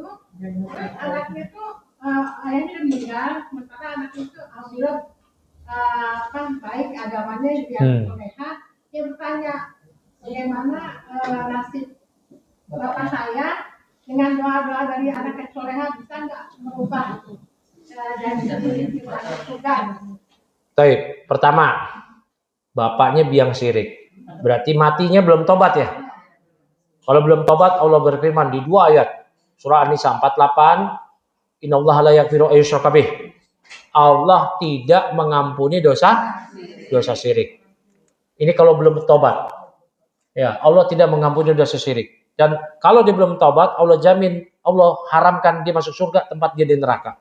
Allah berfirman surah Al-Maidah ayat 72. Innahu may yusyrik billah faqad haramallahu alaihil jannah wa ma'wahu nar wa ma lidzalimin min ansar. Sesungguhnya siapa yang berbuat syirik pada Allah, Allah haramkan surga bagi dia. Tempat dia tidak lain ialah neraka. Ya, dan orang zalim ini enggak punya penolong sedikit pun di neraka. Perhatikan ya. Nah, anaknya gimana? Bapaknya mati kafir. Anaknya gimana? Boleh doain enggak? Allah Ta'ala berfirman surah Al-Ahzab ayat 36. Wa makana lil mu'minin wala mu'minatin. Ya. Afwan, bukan surah Al-Ahzab ayat 36 apa? Lupa saya. Surat apa itu? Pokoknya ayatnya begini. Makana lin nabi ya walal mu'minin ayastaghfiru al musyrikin idza ya ma tabayyana lahu ba'da tabayyana lahumul haq. Tidak layak bagi nabi dan kaum mukminin untuk mendoakan ampunan buat musyrik. 9 itu apa? At-Taubah. Nah, biasanya nyebut surat nama suratnya. Biasanya nyebut surat nama suratnya ya. Surat At-Taubah. Taubah 100 Taubah 113. Saya nomor-nomornya kadang lupa ya. Nomor-nomornya. Maka nabi nabi walladzina amanu ayastaghfiru lil musyrikin walau kanu uli qurba min ba'di ma tabayyana annahum ashabul jahim. Maka nabi tidak layak bagi nabi walladzina amanu dan tidak layak pula bagi orang-orang yang beriman ayastaghfiru lil musyrikin untuk mendoakan musyrikin. Walau kanu uli qurba. Walaupun si musyrik ini kerabat dia yang paling dekat. Min ba'di tabayyana lahum annahum ashabul jahim. Setelah jelas bagi mereka si musyrik ini adalah penduduk neraka. Ya, penduduk jahim, neraka jahim. Perhatikan Bapak Ibu, Ibu-ibu, ayat ini turun ketika Nabi tadi merespon wafatnya pamannya Abu Thalib. Nabi mengatakan, saya akan mendoakan engkau malam unhadarik, selama saya tidak dilarang. Nabi pengen doain selama saya tidak dilarang. Nabi pengen doain juga ibunya. Ibunya Nabi Aminah, ibunya mati dalam keadaan musyrik. Ternyata turun ayat ini. Maka nali Nabi walladzina amanu ayastaghfiru, ya. Tidak layak bagi Nabi. Tidak layak pula bagi orang-orang yang beriman ayastaghfiru lil musyrikin, untuk memohonkan ampun untuk musyrikin. Jadi nggak boleh doain orang yang sudah mati musyrik. Dan tidak boleh disebut orangnya yang sudah meninggal dengan almarhum, almarhumah. Karena itu doa rahmat, nggak boleh. Berarti kalau bapaknya yang meninggal kafir, mendiang. Jangan almarhum. Almarhum itu doa, nggak boleh almarhum buat orang kafir. Ya, saya pernah mengikuti di YouTube persidangan kasus Sambo. Tahu Sambo ya? Sambo itu kafir. Yang dibunuh kafir. Siapa tuh, Joshua atau apa namanya? Ya, Joshua. Saya ikutin persidangannya. Berulang kali di pengadilan disebut almarhum. Lah, nggak boleh. Orang musyrik itu nggak boleh sebut almarhum. Almarhum itu doa. Ya, semoga dia dirahmati Allah. Rahimahullah maknanya. Tidak boleh disebut rest in peace. Istirahat dalam damai. Emang kita yakini dia istirahat di kubur dalam damai? Disiksa kubur, itu yang kita yakini. Nah, begitu. Yang kita yakini apa? Dia disiksa dalam kubur. Ya. Ya, silakan. yang turunnya ayat itu 109 ayat 113. Tadi dikatakan ibunya Rasulullah tahu. Mungkin ada sebagian jamaah kita yang belum paham Ustaz. Oh gitu. Iya. Mungkin Ustaz bisa jelaskan sedikit. Dalam riwayat Muslim, perhatikan hadisnya riwayat siapa? Riwayat Muslim. Berarti hadisnya sahih ya? Hadisnya sahih. Riwayat Muslim bahwa ada seorang bertanya kepada Nabi setelah dia menjelaskan bapak saya mati jahiliyah. Tapi dia baik, tapi dia ini, dia itu. Apakah bapak saya kafir? Kata Nabi apa? Inna abi wa abaka finnar. Sesungguhnya orang tuaku dan orang tuamu di neraka. Ya, Nabi sebut dengan orang tuaku dan orang tuamu di neraka. Perhatikan, memang demikian. Ya, memang demikian. Itu hadisnya riwayat Muslim. Bapaknya Nabi Abdullah mati dalam keadaan jahiliyah, beragama seperti agama bapaknya Abdul Muttalib. Hujah telah tegak dengan risalah Ibrahimiyah, walaupun anaknya belum lahir. Kan yang jadi nabi anaknya ya. Anaknya masih dalam kandungan istrinya, dia meninggal. Ya, barakallahu fikum. Berarti yang dikatakan oleh para ulama, An-Nawawi menjelaskan di Syarah Sahih Muslim berdasarkan hadis ini bahwa orang tua Nabi kafir. Dan tidak ada yang menentang hal ini, baru kemudian muncul ya di abad belakangan, yaitu seorang ulama mazhab Syafi'i di negeri Mesir namanya Al-Imam Jalaluddin As-Suyuti. Baru Jalaluddin As-Suyuti yang menjelaskan bahwasanya maksudnya itu ketika Nabi sebutkan sesungguhnya bapakku di neraka, ada bapakmu di neraka. Bapakku maksudnya pamanku gitu. Sama itu. Jadi maksudnya bapakku itu arti pamanku. Kenapa disebut paman? Karena Abu Thalib selayaknya bapak bagi Nabi. Dia merawat begitu. Tapi para ulama sebelum As-Suyuti nggak ada yang menjelaskan kayak begitu. Ya, jadi As-Suyuti ingin membawa ihtimal kemungkinan yang baik. Ya, bukan As-Suyuti maksudnya mau menyimpang, enggak. Maksudnya ingin mengatakan bahwasanya yang dimaksud bapakku pamanku, yaitu Abu Thalib. Karena Abu Thalib yang merawat Nabi. Ya, padahal Nabi ketika manggil Abu Thalib bukan dengan bapakku. Tadi ketika ditalkin lafadznya apa? Ya am, bukan ya abi. Wahai pamanku. Ya, bahkan Nabi pernah mau berziarah ke makam ibunya, Aminah. Kata Nabi apa? Ini riwayat Muslim juga. Makanya Imam An-Nawawi di Syarah Sahih Muslim yang menjelaskan Sahih Muslim berulang kali mengatakan demikian. Ista'dzantu rabbi an astaghfira li ummi falam ya'zan li. Ya. Aku minta izin kepada Rabbku untuk meminta ampunan untuk ibuku, supaya aku minta ampunan bagi ibuku. Falam ya'zan li, namun dia Allah tidak mengizinkanku. Ya, yang hanya diizinkan apa? Berziarah kubur. Ziarah kubur. Barakallahu fikum. Bisa dipahami sini? Ya, jadi An-Nawawi dan yang lainnya mengatakan ya, bahkan diterangkan oleh An-Nawawi ketika menjelaskan berarti bapak ibunya Nabi di neraka kafir, bahkan Nawawi mengatakan mengomentari hadis ini dan hanya dibolehkan ziarah kubur. Kata Imam Nawawi apa? Fihi jawazu ziyaratul musyrikin fil hayati wa kuburihim ba'dal wafati. Dalam hadis ini terdapat keterangan bolehnya berziarah kepada orang musyrik ketika masih hidup dan ketika sudah meninggal. Berarti kata Imam Nawawi apa? Ibunya musyrik. Karena Imam Nawawi setelah membawakan hadis ini beliau mengatakan fihi jawazu ziyaratul musyrikin fil hayati wa kuburihim ba'dal wafati. Dalam hadis ini bolehnya menziarah, terdapat keterangan yang menjelaskan bolehnya berziarah kepada makam musyrik. Berarti Nawawi mengakui hadis tadi. Ya. Paham gak sini? Jadi baru muncul As-Suyuti yang menerangkan, oh maksud bapakku itu adalah pamanku. Tapi yang benar adalah memang demikian. Tapi kita juga kurang adil.